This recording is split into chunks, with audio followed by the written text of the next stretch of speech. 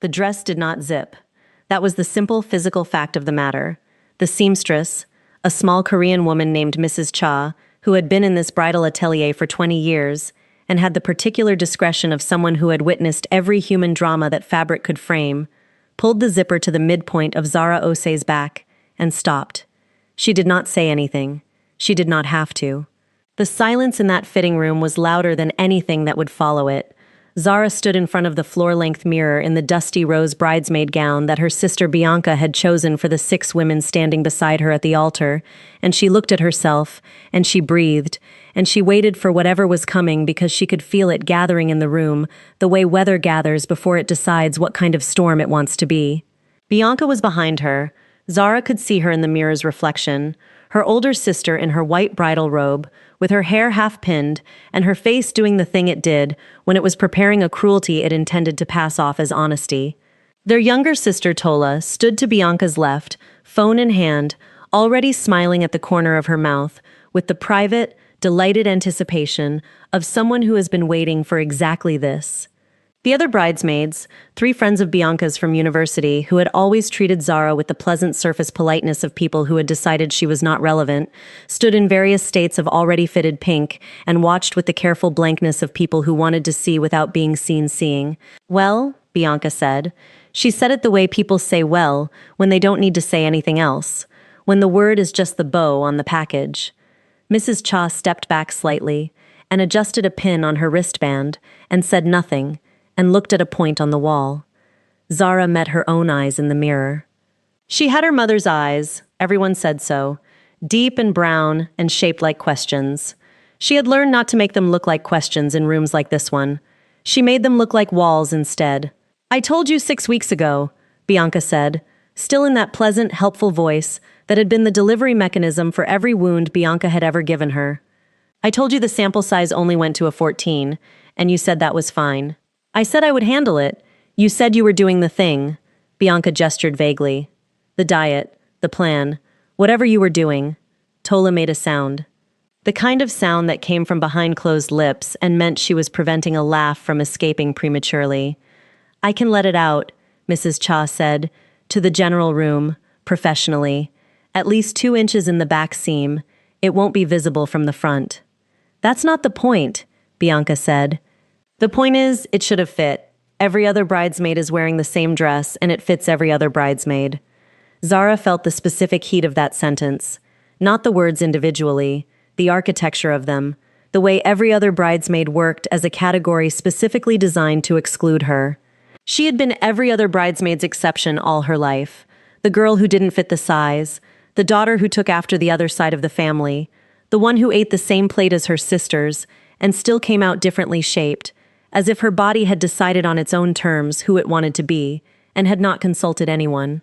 She had made peace with this, or she had made something in the neighborhood of peace, which is what you make when actual peace is unavailable, and you still need to function in the world.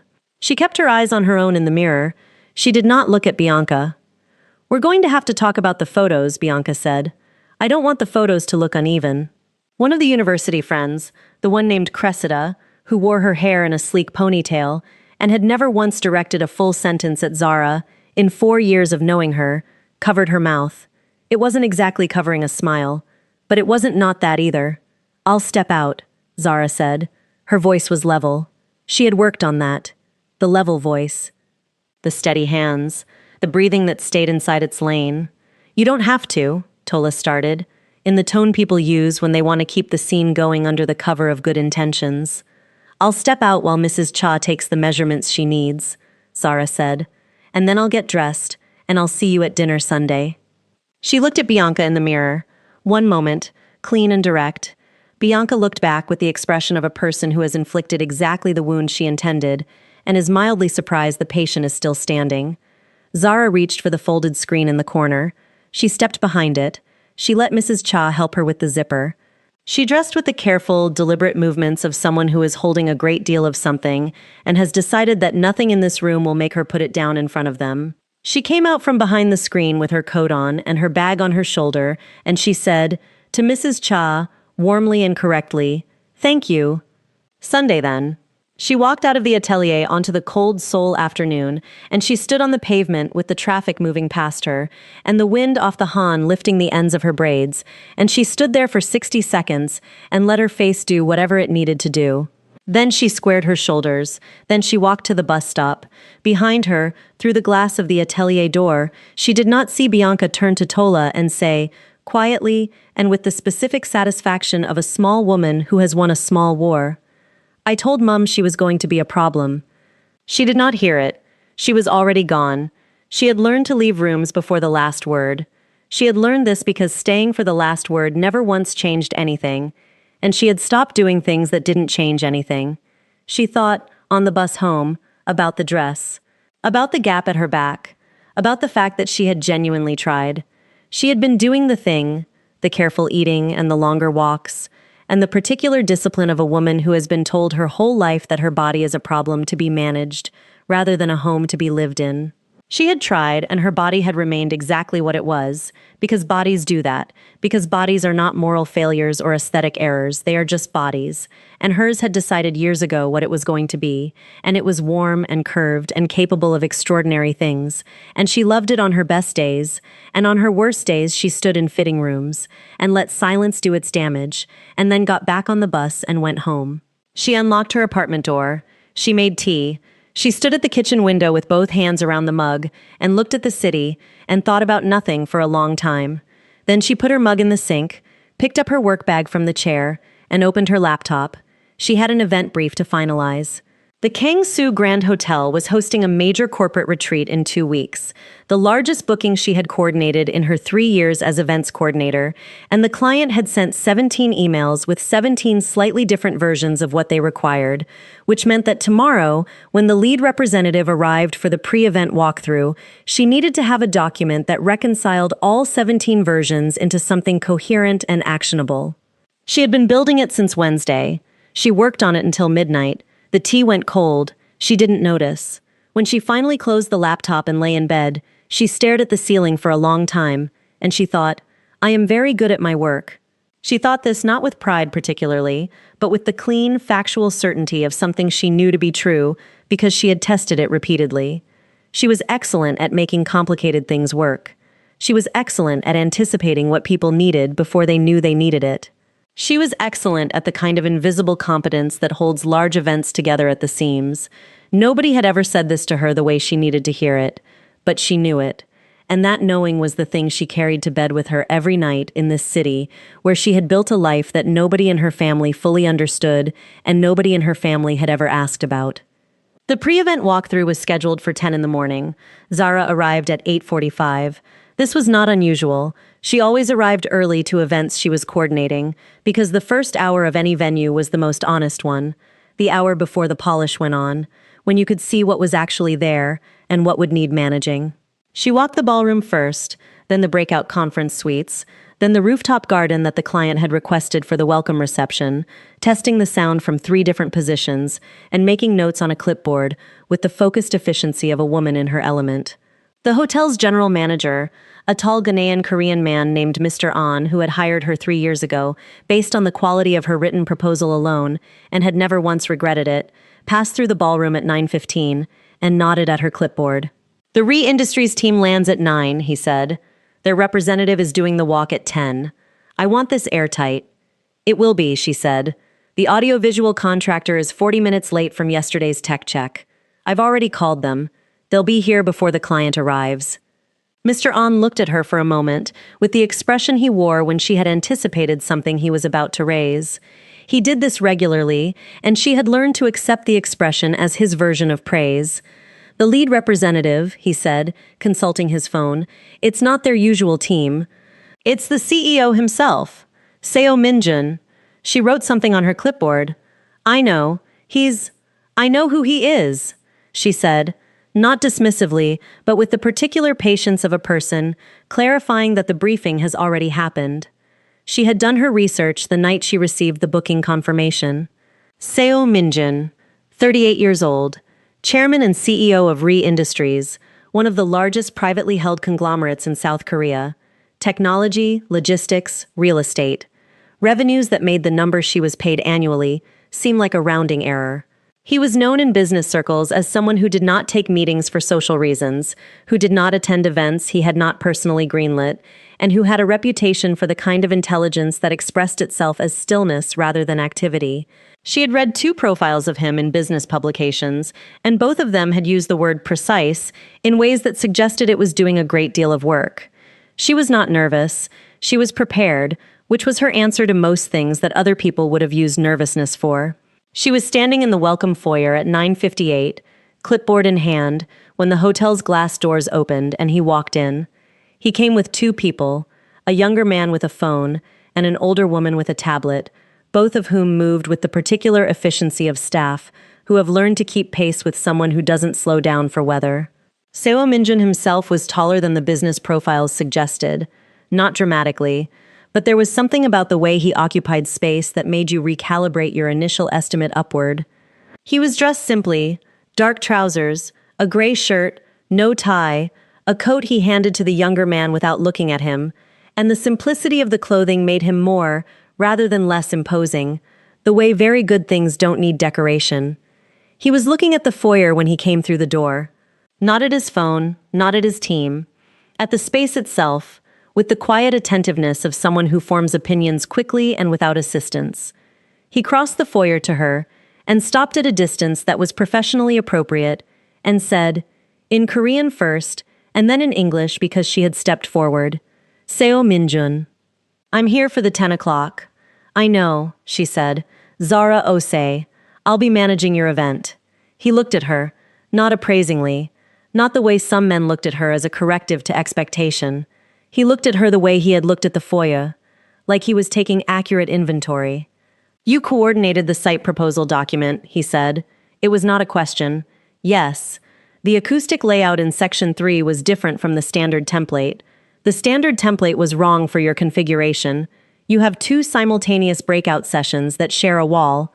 The standard template would have put your loudest audio source adjacent to the room, requiring the most silence. I adjusted it. He said nothing for a moment. His expression gave nothing away, but it also didn't give nothing. There was something in the quality of the pause that was attentive rather than blank. He looked at the foyer once more. Then, show me. She showed him. She walked him through every space in the order she had planned, presenting each one with the kind of specific, confident knowledge that comes from hours of preparation and years of genuine expertise.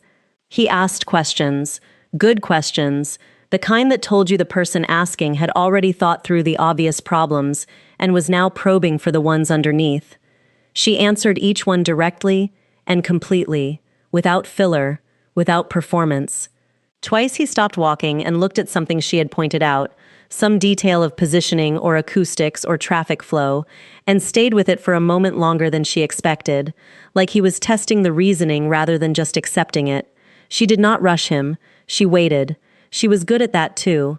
By the time they reached the rooftop, she had been walking with him for 55 minutes and had done the kind of thorough, unhurried work that she knew, in the private, honest place inside herself, was excellent. He stood at the rooftop railing and looked out at the city, and she stood a few feet away and let him look. You've done this before, he said. 3 years at this property. Before that, 2 years at the Grand Intercontinental Parnas. How many events of this scale? 4 at this property. 12 overall. He turned from the railing. We'll proceed with your proposal as submitted. He paused. One change. Which one? The welcome reception buffer. 30 minutes is not enough between the shuttle arrival and the first session. Make it 45. I already built in 45 in the operational timeline. The proposal document showed 30 because that was the client's stated preference in email 11. I assumed you'd want to revisit it in person. The stillness again, the quality of it had shifted slightly since the foyer. She couldn't name how exactly. She noticed it the way you notice a change in light, without being able to say which specific cloud moved. I see, he said. He held out his hand. She shook it. His grip was firm and brief, and entirely without social theater. He turned to his team, said something in Korean that resulted in both of them reaching for different devices, and then he turned back to her once more before they left. The event runs Thursday to Saturday, he said. I'll need a dedicated point of contact for all logistics from this moment until close of event. That will be me, she said. Good. He walked back toward the elevator. She watched him go. She wrote something on her clipboard. Then she stood at the rooftop railing for a moment and looked at the city the way he had looked at it, and thought about nothing in particular, and felt, somewhere in the architecture of the morning, the specific satisfaction of having been seen doing something she was genuinely good at by someone who was genuinely paying attention. She took the stairs back down. She had a lot to do. The thing about being the daughter nobody worried about was that it required a particular kind of strength that nobody ever acknowledged, because if they acknowledged it, they would have to admit they had required it of you. Zara had been not worried about for 26 of her 29 years. She was the middle Osei daughter, which meant she sat in the specific geography of too old to be indulged and too young to be deferred to, in the no man's land between Bianca's assumed primacy and Tola's assumed fragility. Bianca was the successful one, the lawyer with the Gangnam office and the Korean-British fiancé named Jeffrey, whose family had money in the calm, settled way of families that stopped needing to think about money several generations ago. Tola was the beautiful one. Not that Zara was not beautiful, but Tola was beautiful in the conventional, immediately legible way that rooms responded to, tall and narrow and angular, in the way that certain clothing catalogs suggested all women should be, and she had learned at 14 how to use that response as a kind of currency. Zara was the capable one, not a bad thing to be, but it meant that when she was suffering, nobody looked, because capable people are assumed to be managing their suffering as competently as they managed everything else. Her father had died when she was 11. This was the seismic event around which the family had reorganized itself, and from which many things in her psychology could be traced, if you were willing to trace them, which she had started doing 2 years ago with a therapist named Dr. Cho, who worked out of a quiet office in Mapo and charged a fee Zara could barely afford and was worth every one. Her father had been the one who noticed things about her. He had been the one who sat at the edge of her bed on Wednesday evenings and asked her what she was reading, and actually waited for the answer. He had been the one who, when she was 7 and had come home from school with mud on her uniform and a story about defending a younger girl from a group of older ones, had looked at her not with alarm but with a kind of quiet, knowing pride. After he died, the house had contracted, not physically, but the space in it that had been warm and attentive and specifically interested in Zara had simply ceased. Her mother, a woman named Dorothy, who loved her children with genuine ferocity, but had never been emotionally precise, redirected all her energy into practical survival and never fully found her way back to noticing. Bianca had filled the authority vacuum with the particular confidence of a firstborn who finds leadership comfortable. Tola had found her alternative economy in beauty and charm. Zara had found the library. Then she had found work. Then she had found Julian Kessie. She had met Julian at 23, at a friend's birthday gathering in Accra. During the summer, she went back to visit her mother's family. He had been handsome and warm, and had laughed at her jokes in a way that meant he had actually heard them, and she had made the mistake of believing that this was enough. They had dated for 2 years.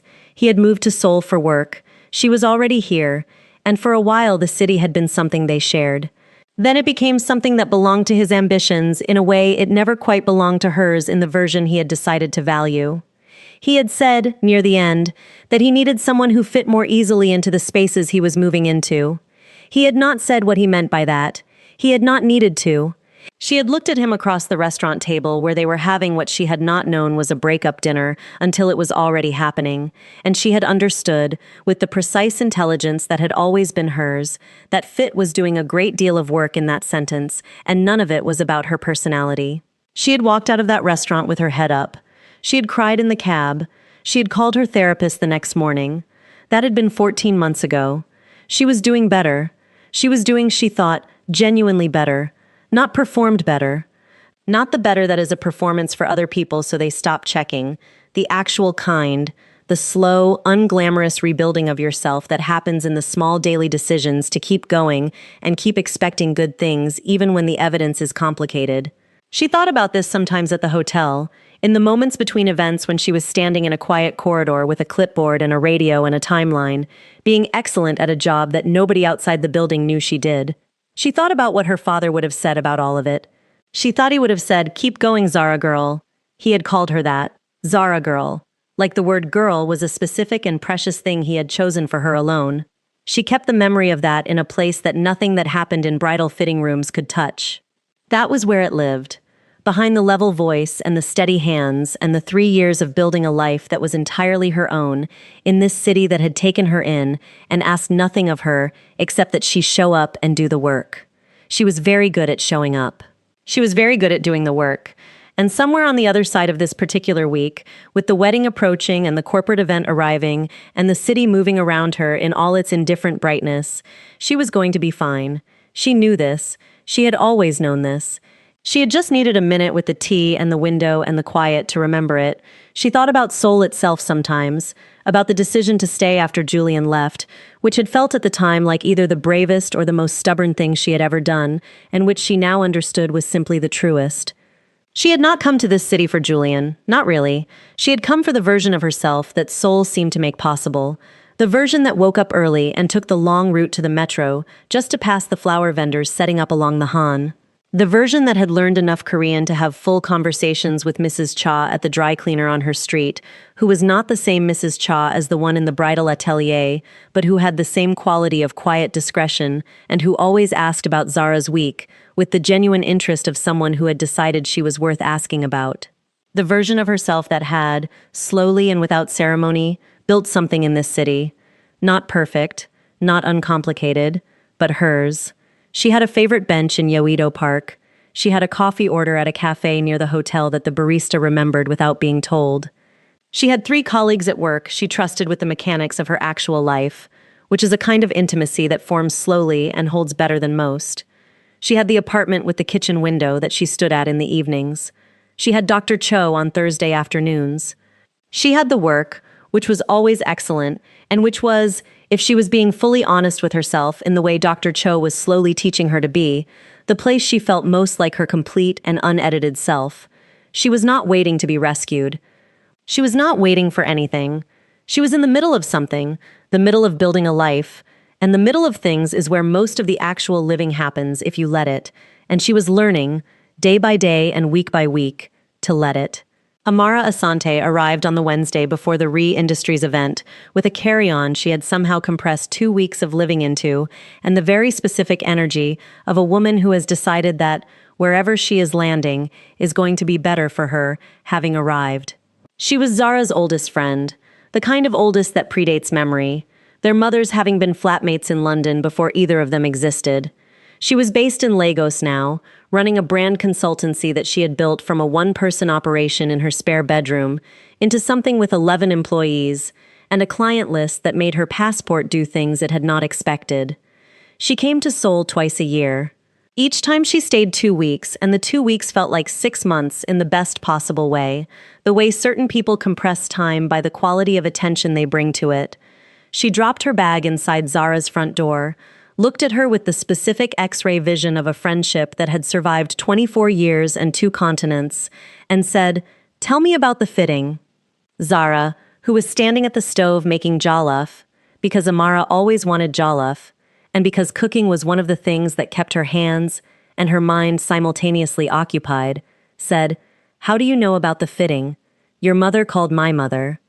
Your mother's version made it sound like a minor wardrobe inconvenience, which means it was something else entirely. The stove hissed.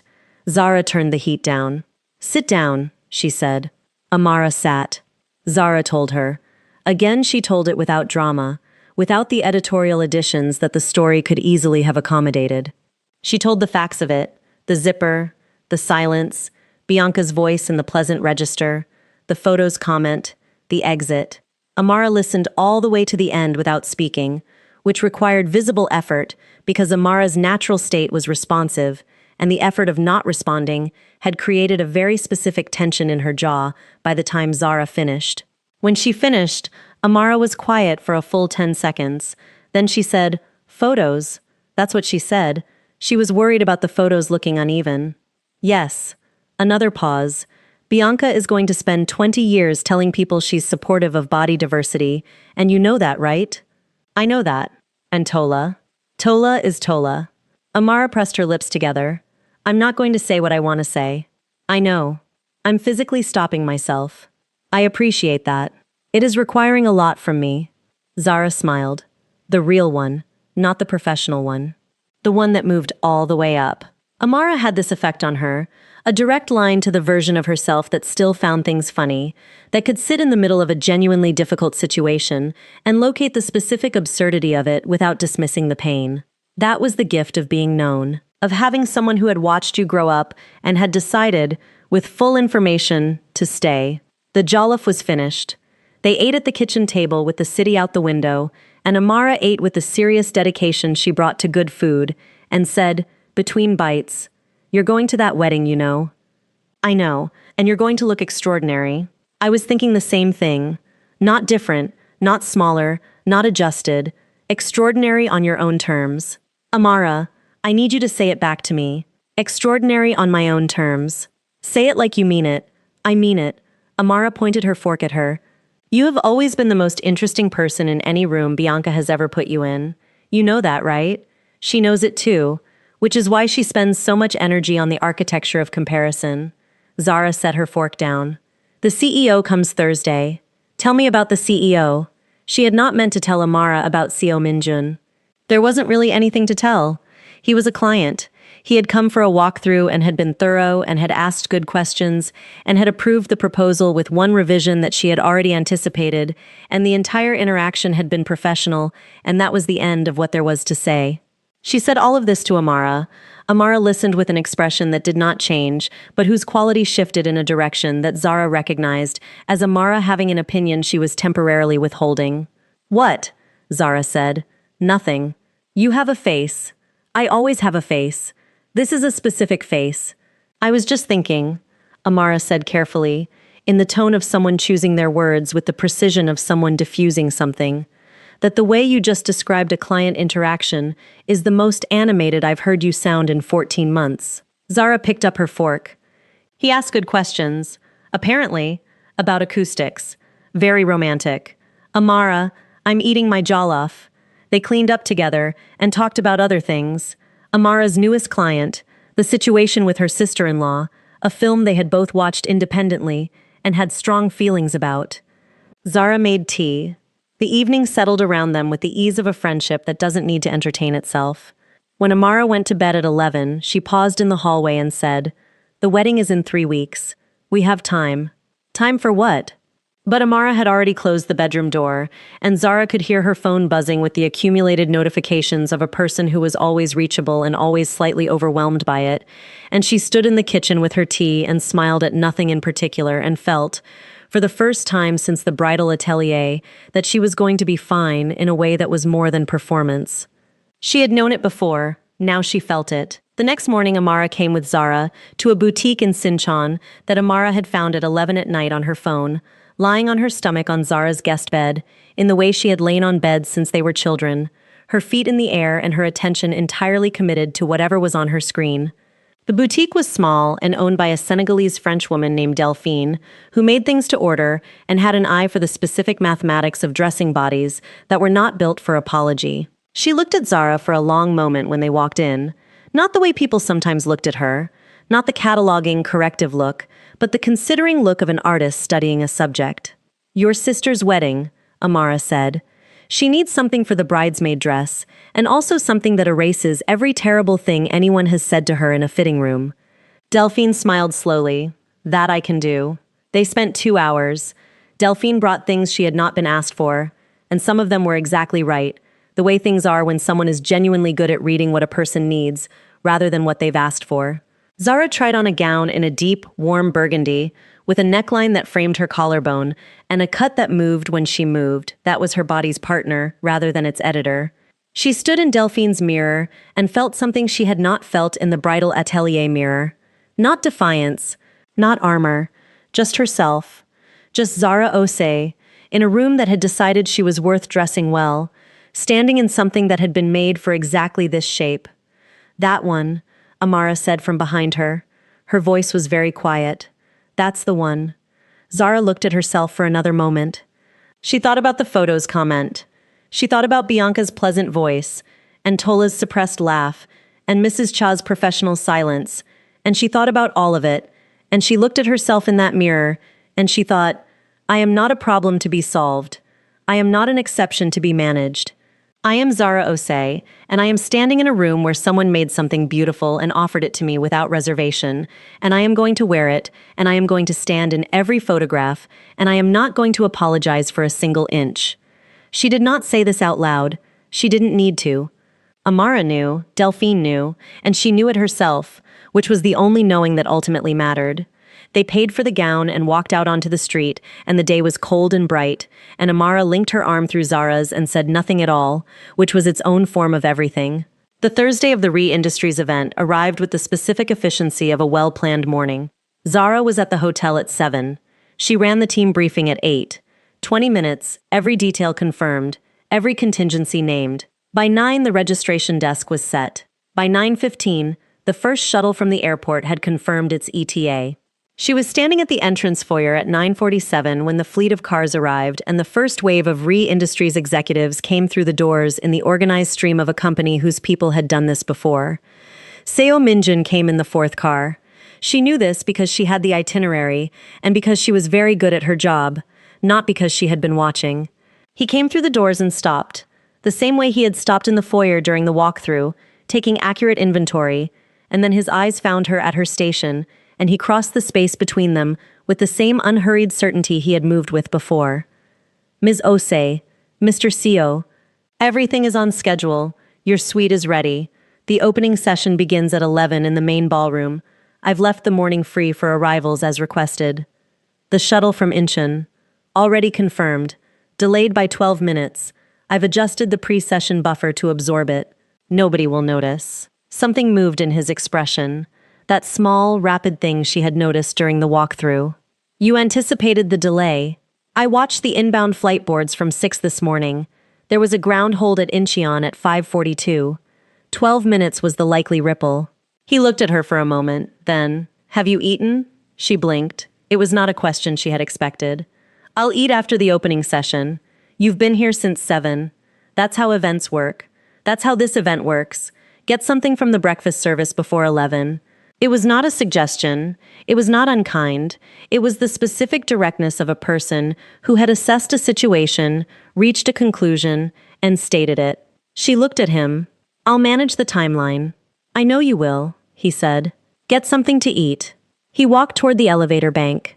She stood at her station and watched him go, and felt something that she was not going to examine until later.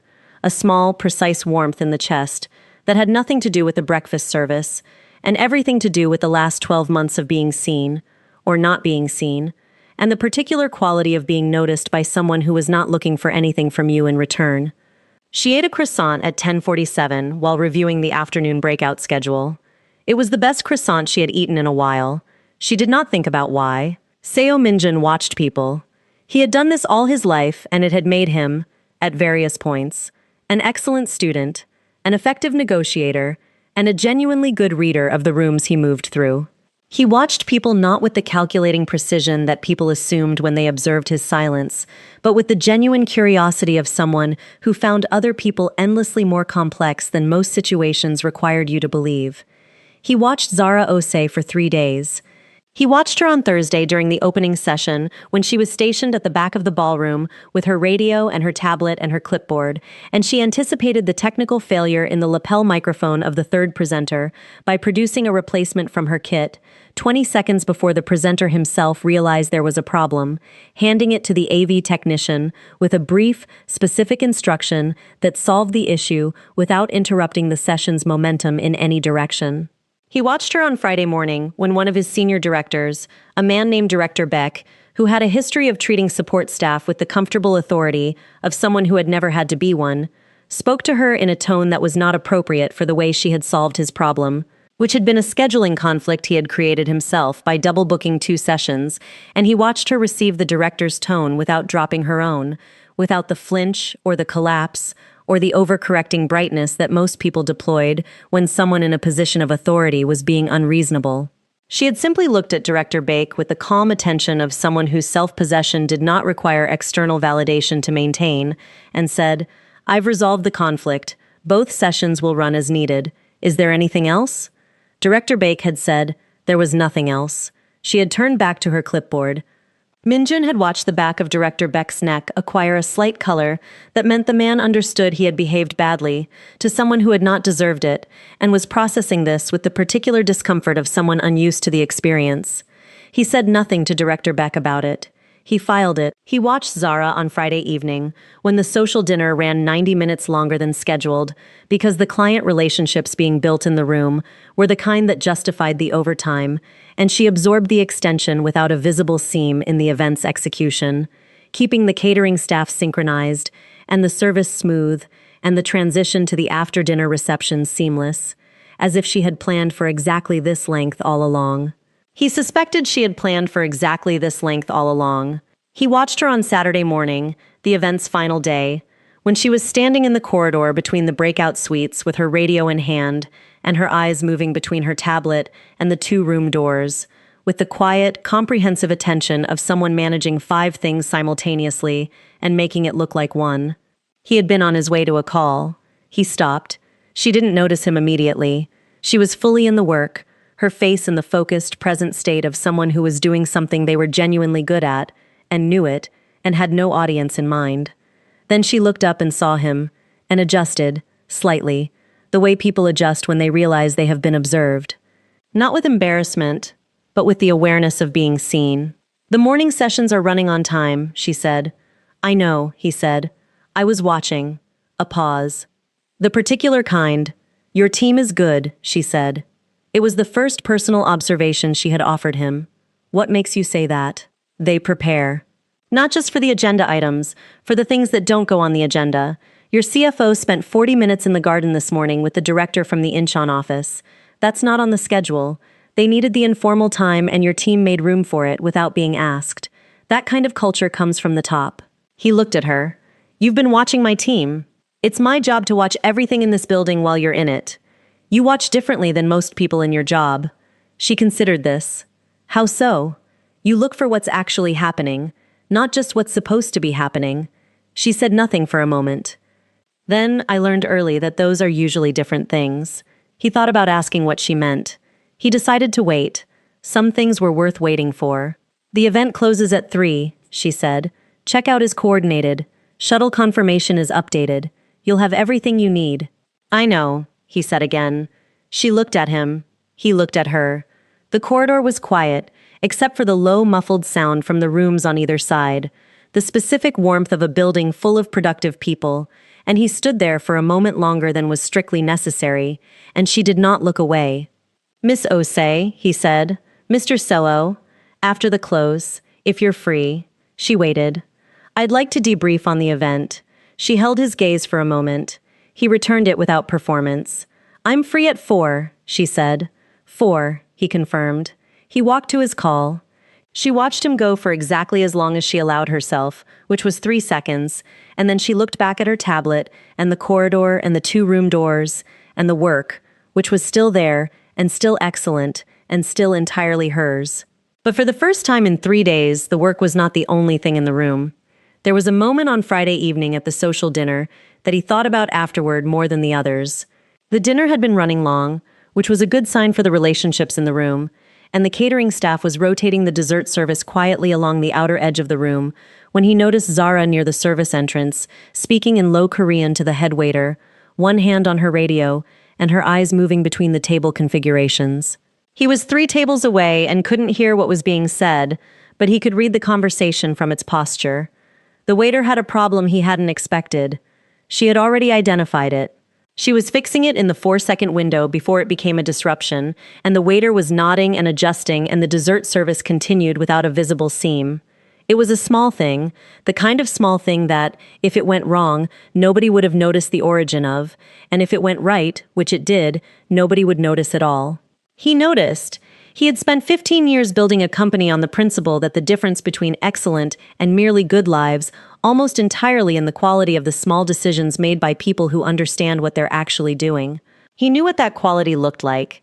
He had hired for it and fired for the lack of it, and built systems around it, and the systems were only as good as the people inside them, and the people were only as good as their understanding of what the work actually required.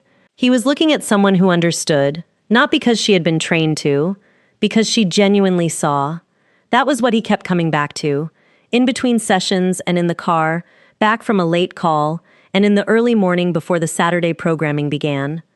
She saw things. She saw the inbound flight delay, and the director who needed garden time, and the waiter with the unexpected problem, and the acoustic configuration that the standard template would have gotten wrong. She saw without being asked. She acted without being credited. She did it all with the particular dignity of someone who had decided that the quality of the work was its own justification. He knew what that cost. He had seen people do work like that for years and be consumed by the invisibility of it, made small by it, hollowed. She was not hollowed. Whatever she carried, and he understood that she carried things, it had not taken the core of her. The core of her was still entirely intact. He found this, in a way he was not in any hurry to examine or explain, deeply and specifically compelling. The debrief happened at 4 in the hotel's smaller meeting room on the third floor, the one with the east-facing window that caught the late afternoon light in a way that made everything in it look like it had been lit by someone who understood what they were doing. He arrived first, which surprised her. She had expected to arrive first because she always arrived first to things. He was sitting at the table with a glass of water and a notebook and no phone when she came in, and he looked up when she entered with the attentiveness that she had noticed was simply his natural state, not performed alertness but genuine presence, the way some people are actually in the room they're in, rather than the several other rooms they're mentally managing at the same time. She sat across from him. She had her own notebook and a printed event summary she had prepared at 2 in the afternoon, a clean 2-page document covering timeline adherence, budget variance, client satisfaction indicators, and her own observations about what had worked and what could be improved. She slid it across the table. He looked at it without picking it up. He looked at her. 3 things worked exceptionally well, he said. The transition architecture between sessions, the way your team handled the Director Bake's scheduling issue on Friday morning without escalating it publicly, and the informal garden time you built into the Saturday morning window. She paused. The garden time wasn't in the official schedule. No, he looked at her steadily. But it was in yours. She had added it quietly, a 30-minute unstructured window on Saturday morning when she had reviewed the attendee list and recognized the Incheon director as someone who had flown in from a difficult quarter in a subsidiary market and who would need time to talk away from formal sessions. She had not told anyone she had done this. She had simply made space for it. "How did you know?" she asked. "Because that kind of thing doesn't happen by accident," he said. "It requires someone who reads people as well as logistics." She was quiet for a moment. Outside the window, the afternoon soul light was doing the thing it did at this hour in winter, going gold along the edges of everything, the city softening. "You're offering me something," she said. "Not a question." "Not exactly." He opened his notebook. RE Industries holds 3 major events annually: the Winter Leadership Summit, the Asia-Pacific Client Conference, and the Board Retreat. I have been using the same events firm for 6 years. Their work is adequate. You don't want adequate. I have never wanted adequate. He looked at her. I want you specifically, as the coordinating lead, on contract, 3 events a year, with the option to expand. She held his gaze. Her hands were still on the table. She was thinking several things simultaneously, the way she always thought, cleanly and in parallel, the financial calculation and the professional calculation, and the personal one, the one she was not quite ready to name, but which existed whether she named it or not. "I'll need the specifics in writing," she said. "You'll have them Monday, and I'll need to speak to Mr. An about the arrangement before agreeing to anything. This hotel is my primary employer. I've already spoken to Mr. An." She blinked. "Just once." "When?" "This morning. He's amenable to a shared arrangement, provided it doesn't conflict with the hotel's peak seasons." She looked at him, at the notebook, at the glass of water he had not touched. "You did that before asking me." "I did that so that when I asked you, the answer could be about what you actually want, not about whether it was logistically possible." She said nothing for a moment. The light in the room continued doing what it was doing. She thought about 3 events a year with a man who asked good questions and read people and understood logistics the way she understood logistics and had noticed the garden window and had told Director Bake's neck to flush without saying a word. She thought about adequate and about what it felt like to work above it. "I'll look at the contract Monday," she said. There was a moment in the middle of the review when she said something that stopped him. They were discussing the Director Bake situation, the scheduling conflict, and how it had been resolved, and she said, He spoke to me the way some people speak to furniture. I've been spoken to that way before. The important thing was the session ran. The session ran. He looked at her. She was looking at the summary document, her pen moving through a note, perfectly composed, the way she was composed in every room he had observed her in. "Does it bother you," he said, "when people treat you that way?" She looked up, considered him. Not the question, him, as if she was deciding not what to answer but how much to give. "It used to," she said. "I used to change things about myself to try to prevent it. I used to make myself smaller and quieter, and I thought if I was careful enough, correct enough, good enough at the work, people would stop doing it. And people don't stop doing it because you're good at your work. They stop doing it when you stop giving them the room to." A pause. He held it, the way he held all significant things, without rushing it toward resolution. "When did you learn that?" 14 months ago, she said. Simply, like a date on a calendar, a before and an after. He did not ask about the 14 months. That was also something worth waiting for. But he noted it, and set it in the same place he had set the footnote, the garden window, the way she had stood in the mirror of herself, every time this week, and chosen not to collapse. He was beginning to understand that she collected small, courageous decisions the way some people collected receipts, habitually, without ceremony, not because anyone would ever audit them. He nodded. He wrote something in his notebook. She picked up the event summary she had printed, and they went through it together, professionally and completely, and the conversation was clean and productive and said nothing that it didn't need to say. But when she left the room at 5:15 and walked down the corridor to the elevator and pressed the button and stood waiting, she was smiling. Not broadly, not performatively, the small private smile of a woman who is beginning, carefully and without rushing it, to believe that things might be moving in a direction worth moving toward. The contract from Ree Industries arrived on Monday morning, as promised. It was thorough, which she had expected, and favorable, which she had not quite let herself expect, and it contained a line about creative authority over event coordination that nobody had ever put in a contract with her before. She sat at her kitchen table before work, with both hands around her coffee, and read it twice.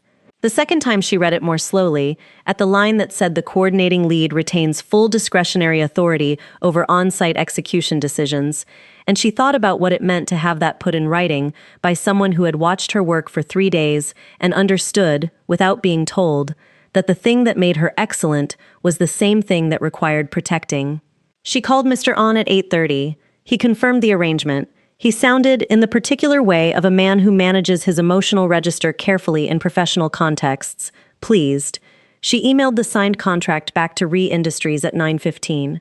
By 9:30, she was at her desk at the hotel, managing a conference booking for a pharmaceutical company, and the Ree Industries contract was a fact that existed quietly in the background of the day and would continue to exist whether or not she thought about it every 6 minutes, which she did not do, which was not what she did at all. She was reviewing the pharmaceutical company's dietary requirements when her phone showed a number she had not expected to see, not a text, an actual call. She looked at the screen for 3 full seconds before answering. Julian, Zara. His voice was the same. That was the first thing. She had expected voices to change somehow when people made the decisions Julian had made, as if the character of the person would be audible in the new register. But he sounded exactly as he had, warm in the surface register. "I heard you're coordinating the Ree Industries events now." She held her pen still above the document she had been marking. That was fast. "I have colleagues in common with their team. Seoul is small." A pause. The kind that meant he was building towards something. "I wanted to say congratulations." "Thank you. It's a big contract." "It is.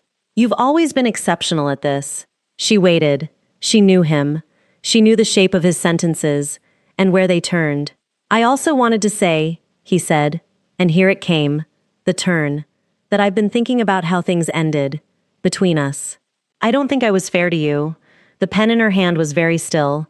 Outside the hotel window, the morning Seoul traffic moved. She breathed once, evenly. "No," she said, "you weren't. I'd like to talk about it, if you're open. Julian, just coffee, to talk." She thought about the restaurant where it had happened, about the particular quality of his face when he said the word fit, about the cab home and the ceiling, and Dr. Cho the next morning, and the 14 months of building herself back up from a place she had not known she had been allowed to fall to. She thought about 14 months, about the garden window she had built into a stranger's corporate retreat, about a man who read contracts with lines about creative authority and delivered croissant instructions with the same directness he used for everything else. She thought about who she had been at 23 meeting Julian at a birthday party in Accra, and who she was now at her desk on a Monday morning with a signed contract and a level voice and hands that had stopped shaking in difficult conversations approximately 8 months ago. "I'm not open," she said. "Not to coffee and not to the conversation." A pause. "Zara, I'm not saying this with hostility. I'm saying it because it's true. We're past the point where talking changes anything.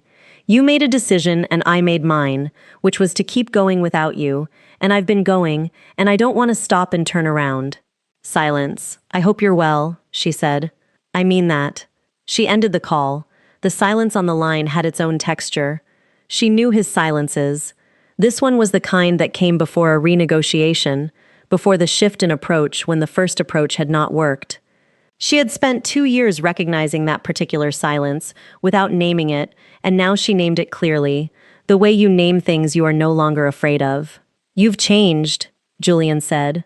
"Yes," she said, not defensively, not with satisfaction, just as a fact that she owned completely. "You sound different." "I am different. 14 months is a long time." "What happened?" She almost laughed, not unkindly, but there was something almost tender about the question, the way some people look at the results of a growth they had nothing to do with, and ask what happened, as if the answer could be compressed into a sentence. What happened was Tuesday mornings when she chose to go to the park instead of lying in the weight of what he had said. What happened was Dr. Cho on Thursday afternoons, and the specific, uncomfortable work of looking at yourself clearly without collapsing from what you saw. What happened was 3 years at a hotel desk, doing work she was proud of in a city she had built a real life in. What happened was Amara at the kitchen table with Jollof and 24 years of full information loyalty. What happened was a boutique in Sinchon and a burgundy dress, and a mirror that finally, for the first time in a very long time, showed her something she did not want to argue with. What happened was an event walkthrough and an acoustic layout, and a man who read footnotes and schedules and the garden window she had built into his morning, and said, "You look like yourself in a wedding courtyard in winter," with the specific simplicity of someone who had been paying attention the whole time. She did not say any of this to Julian. "I kept going," she said. "That's what happened." She ended the call for the second time, and this time she did not sit with her hands flat on the desk. She picked up her pen and kept working. She was done being interrupted by things that were finished. She set her phone face down on the desk. She sat for a moment with both hands flat on the desk surface and breathed. Then she picked up her pen and went back to the dietary requirements. She was fine. She was entirely fine. She had known she would be fine. What she had not known, and would find out 3 days later, was that Julian Kesey had a habit of decisions that were not decisions, which was the habit of a man who had never learned to want things cleanly. Bianca's wedding was on a Saturday. The Thursday before it, Zara received a text from Tola that said Jeffrey's firm had a client dinner the same weekend, and several people from Re Industries would be at it.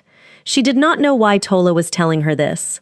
She suspected Tola did not entirely know either, and that the text was the kind of thing that got sent because the sender wanted to be part of something without being accountable for being part of it. She noted it. She thought about it over her Thursday lunch. She called Amara from the hotel stairwell at 1 in the afternoon. "Julian called," she said. "I know," Amara said. "He texted me first. I didn't respond. You didn't tell me. You were going to handle it, and I wanted you to handle it your way, and not whatever way I would have influenced it." Zara leaned against the stairwell wall. "Tola says there'll be Re Industries people at the client dinner the same weekend as the wedding." A pause. "Define Re Industries people." She didn't specify. Another pause. "Zara, I'm not thinking about it. You called me from a stairwell on a Thursday afternoon. I'm just noting the information." "You're noting it," Amara said. "Sure. Okay. And how do you feel about the information?" Zara looked at the stairwell wall, at the fire escape diagram, and the floor number, and the gray paint, and the ordinary non-scenic background of a person standing in a stairwell with complicated feelings she was not quite ready to fully categorize. I'm going to that wedding on Saturday, she said, in the burgundy dress. Yes, you are. And I'm going to look extraordinary on my own terms. On your own terms, Amara confirmed. And whatever else happens, Zara said, happens. The stairwell was quiet. Then Amara said, you like him? And Zara said, go back to your client call. And Amara laughed. The real laugh, the full one. And Zara smiled at the gray wall. And then she pushed off from it and walked back up the stairs to her desk and her work and the careful, forward-moving life she had been building, one excellent day at a time. The wedding was held at a venue in Itaewon, a converted historic building with high ceilings and stone floors, and an inner courtyard that Bianca had spent 3 years planning around. It was beautiful in the formal, considered way of things that have had a great deal of intention applied to them. The courtyard was strung with warm lights, and the ceremony had been precise, and Jeffrey had looked at Bianca with the uncomplicated adoration of a man who had decided on a person and was not conflicted about it, which Zara had found, despite everything, genuinely moving. The ceremony was at 4. The reception began at 6. Zara arrived in the burgundy gown. She had done her hair herself, pinned and full and deliberately her, and she was wearing earrings Amara had brought from Lagos, hand-hammered gold that Amara had described as made by someone who understood weight and movement. She walked into the reception venue and she was aware, within the first 90 seconds, of 3 different people doing the recalibrating look, not at her dress, at her, at the specific quality of someone who has arrived inside themselves. One of the university bridesmaids, not Cressida, but the one named Philippa, who had been kinder than the others, said to her at the drinks table, "You look incredible, Zara." She said, "Thank you, so do you." And she meant both things. Bianca saw her from across the room at 6:23. Zara saw the moment of recalibration on her face, the small reconfiguration, and then Bianca crossed the room and kissed her cheek and said, "You look beautiful." Not pleasant, not strategic, just the simple, slightly startled truth of it. "So do you," Zara said. "Congratulations." And that was all that was needed. She talked to their mother, who was spectacular in burnt orange, and who touched her face and said "Zara girl" the way nobody else did, and who looked at her with the seeing eyes she rarely deployed in the busy management of the family, and said, "You're happy." It was not a question. Zara took her mother's hand. "I'm getting there.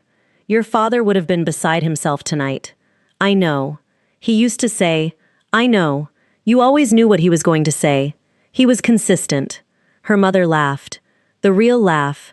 And for a moment they were standing together outside all of it, the complexity and the grief and the years of inexact understanding, and they were just a mother and a daughter and a man who was gone, but whose love still lived in the way both of them stood. Zara got a glass of wine. She moved through the room with the ease of someone who had been managing events professionally for years, and understood that rooms had currents, and you could either navigate them or be navigated by them. She was near the far end of the courtyard when she saw Julian. He had come with a colleague, a fact that registered first as information and then as relief, because it meant the evening had not been organized around her. He saw her at the same moment. His expression did something she recognized. She had seen it at the walkthrough, not on Minjin, but on Director Beck, a recalibration, a moment of encountering someone as they actually are after years of a narrower picture. He crossed the room. She stayed where she was. Zara. His voice had a quality in it that she did not want to encourage. "Julian, I didn't know you'd be here." Jeffrey's firm. "We have a mutual client." He looked at her, at the dress, at the earrings, at whatever it was in her face that was different, and she knew something was different, not because anyone had changed her, but because she had been quietly changing herself for 14 months, and tonight it was simply visible in the way that things become visible when they are finished. "You look," he started. "I know," she said, not unkindly, just accurately. She had stopped waiting for his sentences to finish themselves. She was about to move past him when she heard her name from behind, not Julian's voice, a different quality of voice entirely. She turned. Seo Minjin was standing at the edge of the courtyard, not in the reception area, at the inner threshold between the courtyard and the adjacent dining room, where the corporate client dinner that Jeffrey's firm was hosting was apparently happening.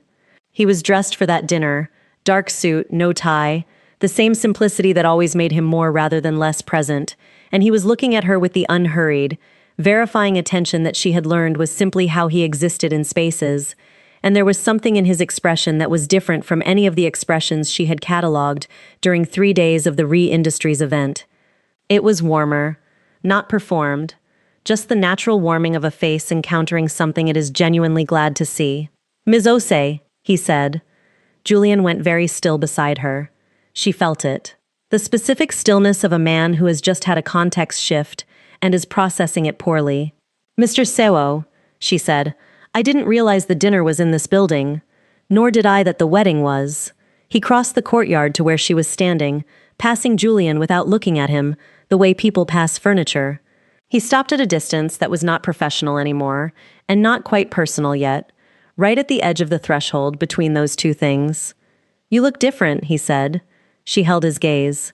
"Different how?" "Like yourself." A pause. "More than you did at the hotel."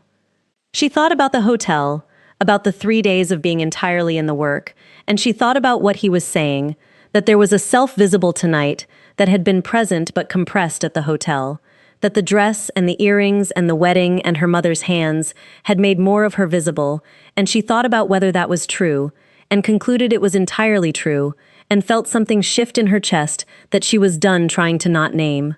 "Zara," Julian said from beside her. There was a warning in it, or an attempt at one, the specific attempt of a man trying to reassert relevance in a situation that has conclusively moved past him. Minjin looked at him for the first time. It was a brief, entirely composed look. The look of a man who has assessed something, found it insufficient, and declined to give it further attention. He looked back at Zara. "The contract," he said. "You signed it." "I did. I'd like to walk through the first event timeline when you're ready. Next week, if it works. Wednesday at 2. Wednesday at 2. He stayed where he was for a moment. The courtyard light was warm and golden, and the wedding noise moved around them, and Julian was standing there with his irrelevance, and his recalibration, and the particular discomfort of someone who made a decision about a person, and is now watching that decision be confirmed as catastrophically incorrect. Minjin said, "Enjoy the wedding, Miss Osei." "I intend to," she said. He nodded. He turned. He walked back toward the dining room. She watched him go. Beside her, Julian said nothing. There was nothing to say. She picked up her wine glass and turned back toward the courtyard and the warm lights and the sound of her sister's new marriage, and her mother in burnt orange, and Amara, who was somewhere in this room making friends with whoever was unfortunate enough to stand near her, and she walked back into all of it. The evening was beautiful. She was beautiful in it, and she was, at last and genuinely, and without caveat, entirely present in her own life. What she remembered afterward, in the way that certain moments crystallize into detail more vivid than the events around them, was not the first thing Minjin said, or the expression on Julian's face, or even the burgundy dress in the courtyard light, though all of those were there.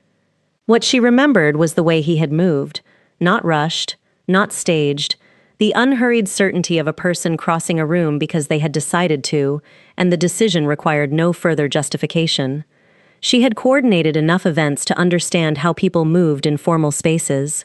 They moved to be seen moving toward important things. They moved with the calculation of the socially aware, one eye always on the room. He had not moved like that. He had moved like a man crossing a room to stand in front of a person he was specifically interested in, and the room could make of that whatever the room wanted to make. She thought about this at the dessert table with Amara and the honey cakes, and she thought about it later in the cab and again at her kitchen table at midnight, with the dress hanging on the wardrobe door and the city quiet outside. She thought about Wednesday at 2. She thought about what she would say that was not about the event timeline. The event timeline was a container for the meeting. She understood this the way she understood logistics, which was to say, clearly and in advance of anyone else. She opened her notebook to a fresh page. She wrote one line at the top. It said, "What I noticed." Below it, she began to write in the small, specific handwriting of a woman who thinks with her whole mind and knows how to be honest when the stakes are real. She wrote about the quality of his questions during the walkthrough. She wrote about the way he had waited in every silence rather than rushing it. She wrote about the croissant instruction, which was the kind of thing a person did when they were paying attention to you specifically, rather than to the idea of you. She wrote about the moment in the debrief meeting when she had told him about the 14 months, and he had not asked what she meant, and she had understood, from the quality of that restraint, that he was a man who knew the difference between information someone is offering and information someone is not yet ready to give. She had been offered that restraint so rarely in her life. She had not understood until now how much it was worth. She wrote 3 pages, then she closed the notebook, then she went to sleep, and slept better than she had in a year. She danced twice, she ate everything. She stood in every photograph. She did not look uneven in a single one. Around 10:30, Amara found her at the dessert table and stood beside her, and said nothing for a moment, while they both ate the small honey cakes and looked at the room. Then Amara said, "He came to find you. He was at a client dinner. In the same building. Coincidence?" Zara. "The same building." Amara. "In the same building," Amara agreed, "who walked through a wedding reception he was not invited to, in order to stand in front of you and say you look like yourself." A pause. "In front of Julian. He wasn't performing anything." "I know, that's the whole point." The honey cakes were very good. The lights in the courtyard swayed slightly in the winter breeze. Somewhere near the dance floor, Tola was doing something energetic that was drawing commentary. Their mother was sitting with Jeffrey's mother and appearing to have established a bilateral accord of some significance. Bianca, across the room, looked at Zara once and looked away, and for the first time in Zara's life, the look carried something in it that was not quite the usual architecture. It was something closer to recognition. You did not have to be forgiven by everyone. You only had to know your own worth clearly enough that other people's failure to see it stopped being your problem and became simply theirs. She had been learning this for a long time.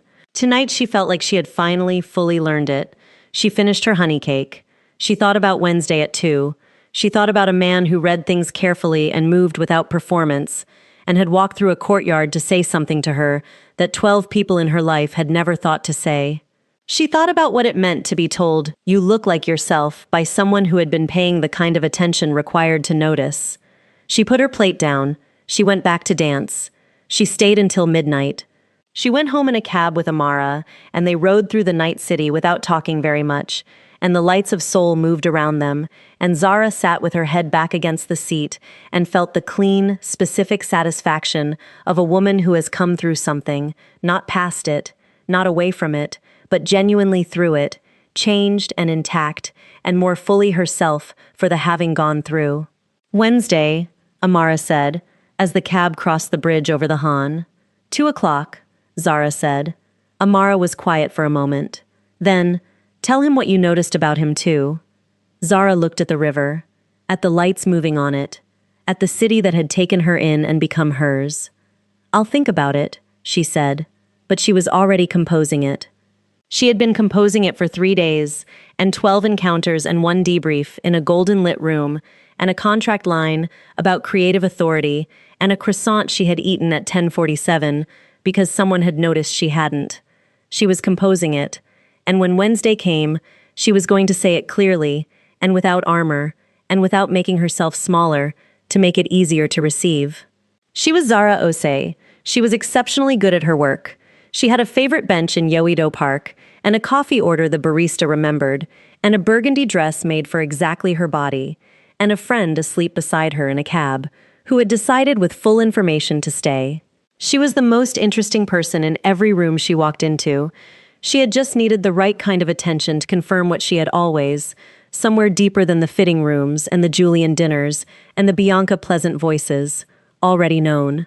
Wednesday arrived the way she had been privately thinking about it arriving, with a clean, cold morning and the particular soul light that came in winter, when the sky was high and pale, and everything beneath it looked deliberate. She was at the hotel at 8. She worked the morning with her full attention, the pharmaceutical conference, a site visit for a February booking, the inbox that never fully cleared. At 1:55, she went to the small third-floor meeting room, the one with the east window, and she set her notebook on the table and poured 2 glasses of water and sat down. He arrived at 2 exactly. He came through the door with his coat still on and stopped when he saw the water glasses, both of them, already poured, already placed with the precision of someone who had been thinking about this meeting since before it was scheduled. Something in his expression shifted, that specific warmth she had seen in the courtyard. He sat across from her. He took off his coat. He opened his notebook. She opened hers. For a moment neither of them spoke, and the room held that the way good rooms do, without pressure, without rushing the silence toward anything. Then she said, "Before the event timeline." He looked up. She held his gaze. "I noticed the garden window," she said. "In your Saturday morning schedule.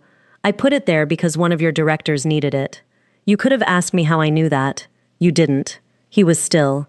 "You noticed that I didn't ask." "I notice most things." "I know." A pause. "So do I." The afternoon light came through the east window at the angle it always came at this hour. Gold along the table edge, the city beyond it going quietly about its business. She thought about what Amara had said. Tell him what you noticed about him too. She had been composing it for days. She had 3 pages of it in the notebook in front of her. She looked at him and understood, with the clean intelligence that had always been hers, that some things did not need to be read from a notebook. Some things you simply said. "You see me accurately," she said. "I wanted you to know that I understand the difference between that and flattery, and that it matters to me."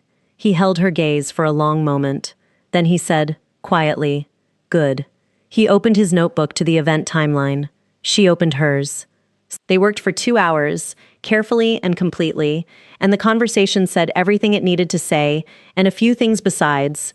And when she walked out of that building at 4:15, the city was lit in the last of the winter afternoon, and she stopped on the pavement and breathed it in, and felt the particular aliveness of a woman who has stopped waiting for her life to begin, and has understood, finally and without remaining doubt, that it already has. The city went on being brilliant around her. She let it.